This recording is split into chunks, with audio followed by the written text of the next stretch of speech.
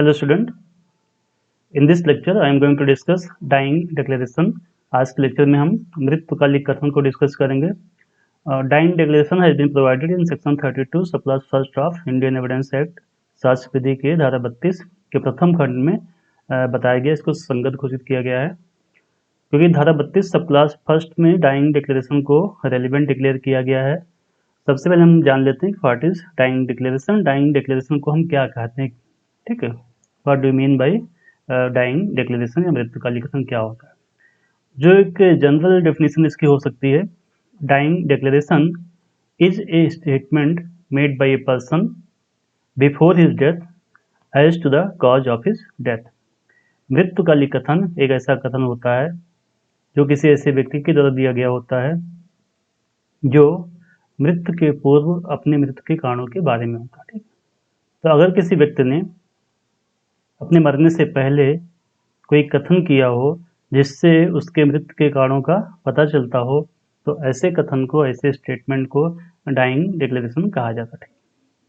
Dying declaration में भी verbal और रिटन, ये मौखिक हो सकता है या लिखित भी हो सकता है. एक ही रिक्वायरमेंट है कि उस स्टेटमेंट से पता चलता हो कि उसकी व्यक्ति की डेथ कैसे हुई है, ठीक है. 32(1) का जो प्रोविजन है, प्रोविजन के according when the statement is made by a person as to the cause of his death or as to the any of the circumstances of the transaction which resulted in his death in cases in which the cause of that person's death comes into question, ठीक है. First part जो कहा गया है 32(1) में कि ऐसे कथन सुसंगत होते हैं जबकि वह कथन किसी व्यक्ति के द्वारा अपनी मृत्यु के कारण के बारे में या उस संव्यवहार की किसी परिस्थिति के बारे में किया गया हो जिसके फलस्वरूप उसकी मृत्यु हुई है, उन मामलों में जिसमें उस व्यक्ति की मृत्यु का कारण प्रश्नगत हो. जो पहला पार्ट जो कह रहा है 32 के क्लास फर्स्ट का, वो ये कह रहा है कि जबकि स्टेटमेंट किसी ऐसे व्यक्ति के द्वारा दिया गया हो जो कि मृत्यु के कारणों के बारे में हो, कॉज ऑफ हिज डेथ हो, या उन सर्कमस्टांसेस के बारे में हो, ठीक है, संव्यवहार की उन परिस्थितियों के बारे में हो, सर्कमस्टांसेस ऑफ ट्रांजैक्शन के बारे में हो जिसके फलस्वरूप उसकी डेथ हुई है. तो ऐसे स्टेटमेंट रेलिवेंट होते हैं, ठीक है, जब कहीं भी उस व्यक्ति की मृत्यु का कारण प्रश्नगत होता है. दैट मीन्स कोर्ट के सामने क्वेश्चन हो कि उस व्यक्ति की डेथ कैसे हुई. अगर कोर्ट को ऑलरेडी पता है कि डेथ कैसे हुई, वहाँ पे डाइंग डिक्लेरेशन का कोई रेलिवेंसी नहीं होती है. तो डाइंग डिक्लेरेशन हम उस स्टेटमेंट को तभी रेलिवेंट मानते हैं जबकि कोर्ट के सामने ये क्वेश्चन हो, प्रश्न हो कि किसी व्यक्ति की मृत्यु कैसे हो, ठीक है. तो ये कोर्ट के सामने क्वेश्चन होना चाहिए कि डेथ का रीजन क्या है, ठीक है. फिर एक स्टेटमेंट दिखाया जाए, उससे पता चलता हो कि व्यक्ति की डेथ कैसे हुई है या किन सर्कमस्टांसेस में इसकी डेथ हुई है. या फिर इसका सेकेंड पार्ट कहता है such statement are relevant whether the person who made them was or was not when they were made under expectation of the death or whatever may be the nature of the proceeding in which the cause of his death comes into question, ठीक. ऐसे कथन सुसंगत होते हैं चाहे उस व्यक्ति को कथन करने के समय मृत्यु की आशंका रही हो या ना रही हो, और चाहे वह कार्यवाही जिसमें मृत्यु का कारण प्रश्नगत है वो कैसी भी उसकी नेचर रहा हो, कैसी भी प्रकृति रही हो, ठीक. तो सेकंड पार्ट कहता है कि अगर एक स्टेटमेंट दिखाया जाता है डेथ के बारे में या ट्रांजैक्शन ऑफ सर्कमस्टांसेस के बारे में दिखाया जाता है, तो ऐसे स्टेटमेंट रेलिवेंट होंगे, ठीक है, चाहे कथन के करने के टाइम में, स्टेटमेंट करने के टाइम पे उस व्यक्ति को जिसने कि स्टेटमेंट किया है उसको डेथ की आशंका रही हो या नहीं. मतलब जरूरी नहीं है कि जिस वक्त उसने स्टेटमेंट दिया था उस वक्त उसको एंटिसिपेशन रहा हो कि हम मरने वाले हैं. तो anticipation of death is not required for dying declaration. और दूसरी बात जो कही गई है, जिस प्रोसीडिंग में ये क्वेश्चन उठा है और हम डाइंग डिक्लेरेशन को यूज करने जा रहे हैं कि किसी की डेथ कैसे हुई, वो प्रोसीडिंग कैसी भी हो सकती है. दैट मीन्स वो सिविल भी हो सकती है, वो क्रिमिनल भी हो सकती है, रेवेन्यू, किसी भी तरह की प्रोसीडिंग वो हो सकती है. बस मेन जो रीजन होना चाहिए वो ये कि कोर्ट को पता करना होता है किसी की डेथ कैसे हुई है. तो जब हम 32(1) के प्रोविजन को देखते हैं तो डाइंग डिक्लेरेशन के लिए जो बात निकल के आ रही है, पहली बात तो ये है कि यहाँ पे स्टेटमेंट दो टाइप का, ठीक है। जो स्टेटमेंट यहाँ पे रेलिवेंट डिक्लेयर किया गया है वो दो टाइप का है। पहला है काज ऑफ हिज डेथ, ठीक, मृत्यु के कारणों के बारे में कथन होना चाहिए या तो, ठीक, या statement as to any circumstances of transaction which resulted in his death, या संव्यवहार की उन परिस्थितियों के बारे में वो स्टेटमेंट होना चाहिए जिसके फलस्वरूप उसकी डेथ हुई है, ठीक है। दोनों में से कोई होना चाहिए, ठीक। तो एक तो ये हो गया स्टेटमेंट की कैटेगरी, किस टाइप का स्टेटमेंट होना चाहिए। नेक्स्ट, कोर्ट के सामने ये क्वेश्चन होना चाहिए कि उस व्यक्ति की डेथ कैसे हुई है, ठीक है। उस व्यक्ति की डेथ कैसे हुई ये कोर्ट को पता करना हो, ये क्वेश्चन अनसॉल्व रहा हो, ठीक है।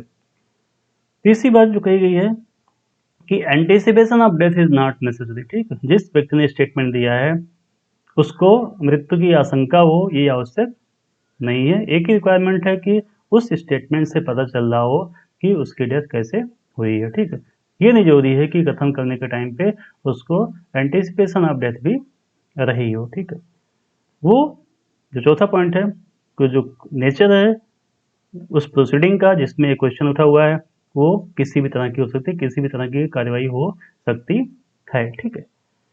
और लास्ट में जो स्टेटमेंट व्यक्ति दे रहा है, at the time of giving a statement, at the time of making a statement, he must be competent to make a statement, ठीक। उस वक्त वो स्टेटमेंट देने में सक्षम इन द सेंस कि उसकी मेंटल कंडीशन ऐसी रही हो कि वो समझ सकता हो कि मैं क्या बोल रहा हूँ और उसमें देख भी सकता हो कि मैंने क्या चीज़ देखा, ठीक है। तो ये क्लियरली पता होना चाहिए कि जिस वक्त स्टेटमेंट दिया गया है मृत्युकालिक कथन का उस वक्त उस व्यक्ति की मानसिक और शारीरिक दशा ऐसी रही हो कि वो समझ सकता हो अच्छे से कि वो क्या कह रहा है और क्या उसके साथ किया गया है, ठीक है।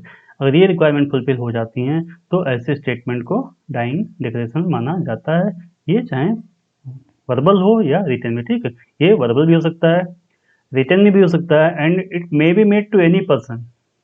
डाइंग डिक्लेरेशन किसी को भी किया जा सकता है, it may be made even to police officer, ये पुलिस ऑफिसर को भी किया जा सकता है। तो एनी पर्सन, किसी भी व्यक्ति को ये किया जा सकता है। इसका कोई फॉर्म नहीं है, किस तरीके का होना चाहिए, ठीक। किसी भी तरीके से वर्बली बोला जा सकता है, रिटन में हो सकता है, ठीक है। मजिस्ट्रेट को हो सकता है, डॉक्टर को हो सकता है, किसी ऑर्डिनरी पर्सन को हो सकता है, इवन पुलिस ऑफिसर को भी हो सकता है, किसी को भी किया जा सकता है। इसके लिए कोई फॉर्मल रिक्वायरमेंट इसमें नहीं है, किसी को हो सकता है। बट मेन चीज़ है कि क्रेडिबिलिटी, कि जिस व्यक्ति को किया गया है उसकी क्रेडिबिलिटी यहाँ पे होनी चाहिए, ठीक है। अब यहाँ पर जो ये सेकेंड पार्ट इसका है, statement as to any circumstances of transaction which resulted in his death, उन परिस्थितियों के बारे में जिसके फलस्वरूप किसी की डेथ हुई है, इसके बारे में केस है पागला नारायण स्वामी वर्सेस एम्परर 1939 का।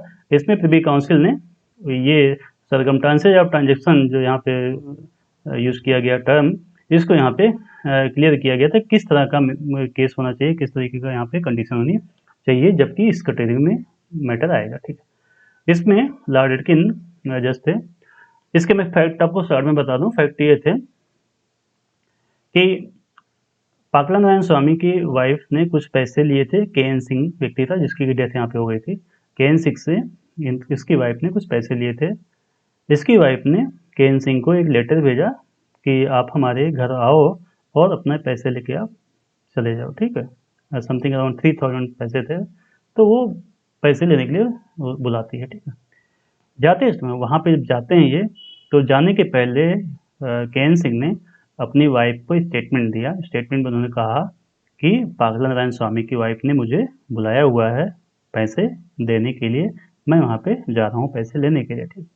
ये कहकर वो वहाँ से चला जाता है और उसके जाने के बाद में 2 दिन बाद उसकी डेड बॉडी मिलती है ट्रेन के कंपार्टमेंट में, टुकड़ों में कटी हुई है। एक बक्से में, स्टील के ट्रंक था, बक्सा था, उस बक्से में वो डेड बॉडी उसकी कटी हुई पाई जाती थी।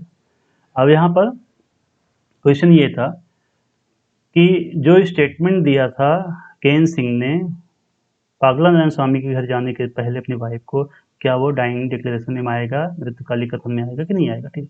तो यहाँ पे एक तो ये स्टेटमेंट तो दिया था, इसके अलावा जिस बक्से में इसकी डेड बॉडी मिली थी वो बॉक्स भी एक धोबी ने खरीदा था और पागला नारायण स्वामी के कहने पे खरीदा था, ठीक। पागला नारायण स्वामी ने एक्सपेक्ट ये एडमिट भी किया था कि हाँ के.एन. सिंह हमारे घर आए हुए थे, लेकिन फिर यहाँ से चले गए। ठीक, तो थोड़ा ये एविडेंसेस थे, और इसके अलावा एक स्टेटमेंट था उन्होंने केएन सिंह ने, जो वहाँ से घर से निकलने के पहले अपनी पत्नी को दिया। यहाँ पे प्रिवी काउंसिल ने माना कि जो स्टेटमेंट केएन सिंह ने अपनी वाइफ को दिया था कि मैं जा रहा हूँ पैसे लेने के लिए, ये स्टेटमेंट डाइंग डिक्लेरेशन माना जाएगा, और इस कैटेगरी में आएगा statement as to any circumstances of transaction which resulted in his death. ठीक है, तो this statement was held dying declaration because it was related to the circumstances of transaction which resulted in his death. ठीक है, इस कथन को, ठीक है, इस कथन को मृत्युकालीन कथन माना गया क्योंकि यह संव्यवहार की उन परिस्थितियों से संबंधित था जिसके फलस्वरूप उस व्यक्ति की मृत्यु हुई थी। तो हालांकि जिस वक्त स्टेटमेंट दिया था केएन सिंह ने अपनी वाइफ को, उस वक्त दूर दूर तक कोई रीजन नहीं था ये मानने का कि ये इसकी डेथ होने जा रही है, बट ये सर्कमस्टांसेस की बात है, ये परिस्थितियों को बता रहा है कि हाँ लेटर आना, वहाँ से पैसे लेने के लिए बुलाना, फिर वहाँ पे इसका जाना, और अगले दिन डेड बॉडी इसकी मिलना, ये सब जो परिस्थितियाँ हैं, जो ब्यौरा उसने दिया था पूरा, ये सब दिखा रही हैं कि इसकी डेथ कैसे हुई है, किन परिस्थितियों में इसके साफ साफ यहाँ पर दिख रहा था कि एक मोटिव था, क्योंकि पैसे उसने काफ़ी लिए हुए थे, केएन सिंह थे, तो एक मोटिव था इसको रास्ते से हटाने का, और इसीलिए इसको वहाँ पे बुलाया गया था, और बुलाने के बाद में इसकी फिर डेथ कर दी गई। ठीक है, तो इसलिए इस स्टेटमेंट को यहाँ पे डाइंग डिक्लेरेशन माना गया, मृत्युकालिक कथन माना गया। ठीक है, प्रिवी काउंसिल ने एक बात यहाँ पे क्लियर कर दी कि द स्टेटमेंट में be made before the cause of his death has arisen और before the deceased has any reason to anticipate being killed. Privy council ने कहा कि जो कथन होता है, स्टेटमेंट होता है, स्टेटमेंट उस समय भी किया जा सकता है जबकि मृत्यु का कारण उत्पन्न ही ना हुआ हो, या जबकि उसके पास में ये आशंका करने का कोई रीजन ही ना रहा हो कि उसकी मृत्यु होने वाली। यहाँ पे क्लियर किया कि कोई जरूरी नहीं है कि जिस वक्त स्टेटमेंट हो उस वक्त ऑलरेडी डेथ का रीजन आ गया, उत्पन्न हो गया। ठीक, यहाँ पे क्या था, जब स्टेटमेंट दिया था केएन सिंह ने अपनी वाइफ को, वहाँ पे दूर दूर तक कहीं पे रीजन नहीं दिख रहा था कि ये मरने की बात कर रहा है। ठीक है, तो वहाँ पे हालांकि कोई रीजन उसमें उत्पन्न नहीं हुआ था डेथ करने का। ठीक है, और ना ही उसको पता था कि हमारी डेथ होने वाली है, फिर भी वो डाइंग डिक्लेरेशन में माना जाएगा। कोर्ट ने कहा कि circumstances must be circumstances of the transaction. ठीक है, जो परिस्थितियां होनी चाहिए वो संव्यवहार की परिस्थितियां होनी चाहिए। ठीक है, इतनी रिक्वायरमेंट होती है कि सर्कमस्टांसेस जो हों वो संव्यवहार की परिस्थितियां हों, and must have proximate relation with the actual occurrence, और वास्तविक घटना जो घटी है उससे एक नज़दीकी संबंध उसका होना। ठीक है, इतनी रिक्वायरमेंट। ठीक है, कि वो परिस्थितियां जो हैं संव्यवहार की परिस्थिति होनी चाहिए, मतलब जो ट्रांजेक्शन पूरा हुआ है, यहाँ लेटर आना, फिर उसको बुलाना, फिर वहाँ जाना, फिर मरना, तो ये जो ट्रांजेक्शन पूरा हुआ है, ये सारी परिस्थितियां होनी चाहिए, इससे संबंधित होना चाहिए, और जो घटना घटी डेथ की उससे इसका नज़दीकी संबंध होना चाहिए। ठीक है, तो यहाँ पे क्लियर किया प्रिवी काउंसिल ने। नेक्स्ट, सुप्रीम कोर्ट ने Kaushal Rao versus state of Bombay में 1958 में इसकी एविडेंसी वैल्यू के बारे में डिस्कस किया, कंडीशन के बारे में कि मेरे एक मृत्युकालिक कथन के लिए क्या क्या रिक्वायरमेंट होनी चाहिए, कब इसको एडमिट किया जाए। तो इसमें सुप्रीम कोर्ट ने कुछ प्रिंसिपल लेट डाउन किए। सुप्रीम कोर्ट ने कहा कि that it is not an absolute rule of law in every case that it should be corroborated by other evidence. Supreme court ने कहा इस केस में कि विधि का ये कोई कठोर नियम नहीं है कि हर एक मामले में दूसरे साक्ष्यों से उसका समर्थन भी हो, संपुष्टि भी हो। ठीक, मतलब यहाँ पे क्लियर किया कि अकेले डाइंग डिक्लेरेशन के बेस पर भी किसी को हम दोषी ठहरा सकते हैं। ठीक है, अगर कोई दूसरा साक्ष्य नहीं भी है डाइंग डिक्लेरेशन के बेस पे भी, हाँ जनरली होता है कि हाँ डाइंग डिक्लेरेशन और साथ में कुछ और एविडेंसेज हों, वो तो उसके बेस पे सजा दी जाती है, बट कोर्ट ने यहाँ पे क्लियर किया ऐसा कोई स्ट्रिक्ट रूल नहीं है, एब्सोल्यूट रूल नहीं है कि नहीं हर हाल में दूसरे साक्ष्य भी होना चाहिए तभी आप डाइंग डिक्लेरेशन के बेस पे किसी को सजा दे सकते हो। तो यहाँ पे क्लियर कर दिया है कि कोई हार्ड फास्ट रूल नहीं है, कोई ऐसा कठोर नियम नहीं है कि हर एक हाल में डाइंग डिक्लेरेशन को दूसरे साक्ष्यों से भी समर्थन होगा तभी आप उसके बेस पे किसी को दोषी मान सकते हो। ठीक है, तो यहाँ पे इसके साथ ही कोर्ट ने कुछ कंडीशन यहाँ पे बताई, ठीक है, कि क्या क्या कंडीशन होनी चाहिए किसी को डाइंग डिक्लेरेशन के बेस पे कन्विक्ट करने के लिए या डाइंग डिक्लेरेशन को एडमिट करने के लिए। ठीक है, जो पहली बात यहाँ पे लेट डाउन की गई कि there is no absolute rule of law that dying declaration can not be the sole basis of the conviction unless corroborated। ठीक है, ऐसा कोई कठोर नियम नहीं है कि अकेले मृत्युकालिक कथन के आधार पे बिना समर्थन के दोषसिद्धि नहीं हो सकती। ठीक है, कोर्ट ने कहा ऐसा कोई एब्सोल्यूट रूल नहीं है कि अकेले डाइंग डिक्लेरेशन के बेस पे आप किसी को सजा नहीं दे सकते हो। डाइंग डिक्लेरेशन के बेस पर भी आप किसी को कन्विक्ट कर सकते हो बिना किसी कारोबोरेशन के। ठीक, मतलब दूसरे साक्ष्य नहीं भी हैं, केवल और केवल डाइंग डिक्लेरेशन ही है, उसके बेस पर भी किसी को कन्विक्ट किया जा सकता है। ठीक, सेकेंड पॉइंट यहाँ पे कहा गया, each case must go by its own fact. हर एक केस के अपने तथ्य होते हैं, अपने फैक्ट होते हैं, तो हर एक केस को डिसाइड करने के लिए उन तथ्यों को देखना होता है जो उस केस के हैं। ठीक, तो हर एक केस के फैक्ट होते हैं, उस फैक्ट के बेस पर ही उस केस को डिसाइड करना होता है। एक केस के फैक्ट कुछ और होते हैं, दूसरे के कुछ और होते हैं, तो एक केस में जो फैक्ट थे उसके बेस पे उसका डिसीजन होता है, दूसरे केस में जो फैक्ट होंगे उसके बेस पे उसका डिसीजन किया जाना चाहिए। ठीक, देन थर्ड जो पॉइंट बताया गया, A dying declaration is not a weaker kind of evidence than any other piece of evidence. Court ने कहा जो मृत्युकालिक कथन होता है ये दूसरे साक्ष्यों के मुकाबले कमजोर प्रकृति का साक्ष्य नहीं होता। मतलब कोर्ट ने क्लियर कर दिया कि ये वीक एविडेंस नहीं होता, ये भी स्ट्रांग एविडेंस ही होता है। जैसे दूसरे साक्ष्य होते हैं इसी तरीके से ये भी एक स्ट्रांग एविडेंस ही होता है। यहाँ भी बस देखना होता है कि हाँ अगर वॉलंटरी है, ट्रू है, सही स्टेटमेंट दिया जा रहा है तो उसके बेस पे कार्रवाई की जा सकती है। जो चौथा यहाँ पे पॉइंट बताया गया, a dying declaration which has been properly recorded by a competent magistrate, that is to say in the form of question and answer and as far as practicable in the words of the maker is relevant and reliable. Court ने कहा अगर कोई dying declaration है वो properly एक सक्षम magistrate ने उसको रिकॉर्ड किया, लिखा है, ठीक है, in form of question and answer, question answer के फॉर्म में, क्योंकि मजिस्ट्रेट ने क्वेश्चन पूछा उसने आंसर दिया, क्वेश्चन आंसर के फॉर्म में मजिस्ट्रेट ने उसको रिकॉर्ड किया और वहाँ जहाँ तक संभव था उसी के शब्दों में उसको रिकॉर्ड किया, तो ये रेलिवेंट होगा और रिलायबल भी होगा। ठीक, ये संगत भी होगा और ये भरोसे लायक भी, विश्वसनीय भी माना जाएगा। उस रिकॉर्ड को जैसे कोर्ट के सामने दिखाया जाएगा कोर्ट उस पर भरोसा कर सकती है। देन फिफ्थ पॉइंट है, to test the reliability of a dying declaration, the court has to keep in mind that the circumstances like the opportunity of the dying man of observation.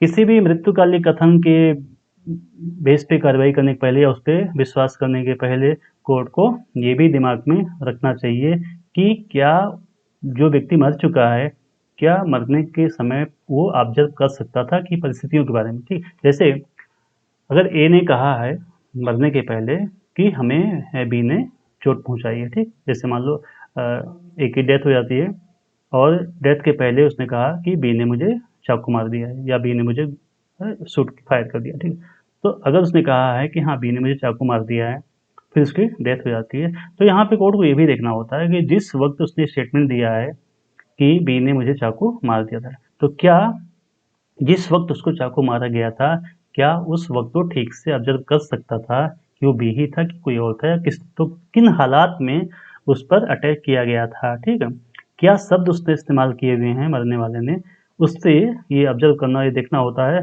कि क्या उसके पास इतना मौका था, एक अपॉर्चुनिटी थी उसके पास कि वो चीज़ों को ऑब्जर्व कर सकता था कि उसके साथ क्या हुआ है क्या नहीं। मतलब ऐसा नहीं कि उसको किसने मारा है उसको क्लियरली पता ना हो, उसने अंदाज से कोई चीज़ बता दी कि इसने किया हो। ठीक, तो जब भी डाइंग डिक्लेरेशन के बेस पे किसी को कन्विक्ट किया जाता है तो बिल्कुल जो डाइंग डिक्लेरेशन होगा वो बिल्कुल क्लियर होना चाहिए, बिल्कुल स्पष्ट होना चाहिए, एम्बिग्विटीज में नहीं होनी चाहिए, बिल्कुल क्लियर पता होना चाहिए कि ये स्टेटमेंट किसकी तरफ इशारा कर रहा है और उसी को तरफ को इशारा करेगा तभी वो मृत्युकालिक कथन में माना जाएगा, अदरवाइज नहीं माना जाएगा। ठीक है, नाउ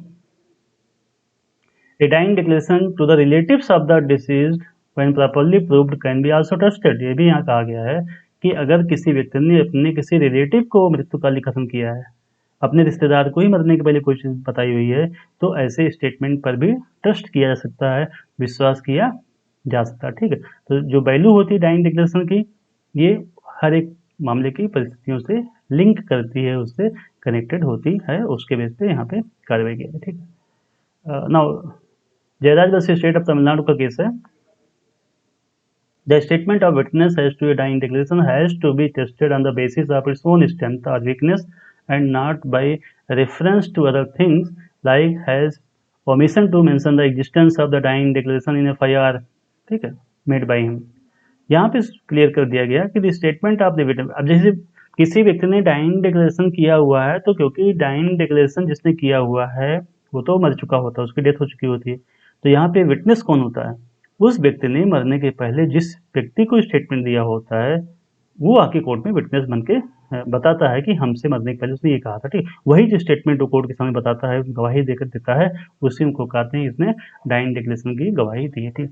तो जो स्टेटमेंट देगा विटनेस, ठीक, जो गवाह जो कोर्ट में आके गवाही देगा कि हाँ मरने के पहले इस व्यक्ति ने मुझे बताया था ये चीज़, मृत्युकाली कथन किया था, तो वहाँ पर जो उसकी वेरासिटी चेक होगी, उसकी क्रेडिबिलिटी जो टेस्ट होगी, वो उसके अपने स्ट्रेंथ और वीकनेस जो होती है, ठीक है, मतलब उसने क्या कहा, कैसे कहा, ठीक है, किन हालात में उसको कहा गया, जो कहानी पूरी बताएगा, उसके बेस पे हम चेक करेंगे कि ये व्यक्ति की क्या पोजीशन है, ये झूठ तो बोल नहीं सकता है, सही बोल रहा होगा कि नहीं बोल रहा, क्या उसका रिलेशन क्या था मरने वाले के साथ में, इन सब के बेस पे हम चेक करेंगे कि हाँ ये सही बोल रहा होगा कि नहीं बोल रहा होगा, ठीक है।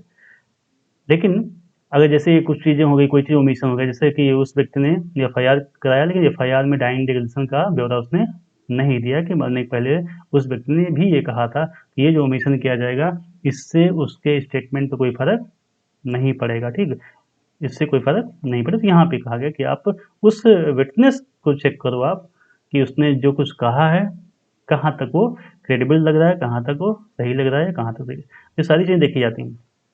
कि ये भी दिखाता है कि मान लो फर्स्ट टाइम किसी ने कोई व्यक्ति उस इंजर्ड पर्सन के पास पहुंचता है और इमीडिएटली इंजर्ड पर्सन ने किसी से स्टेटमेंट दिया तो ज़्यादा क्रेडिबल होता है।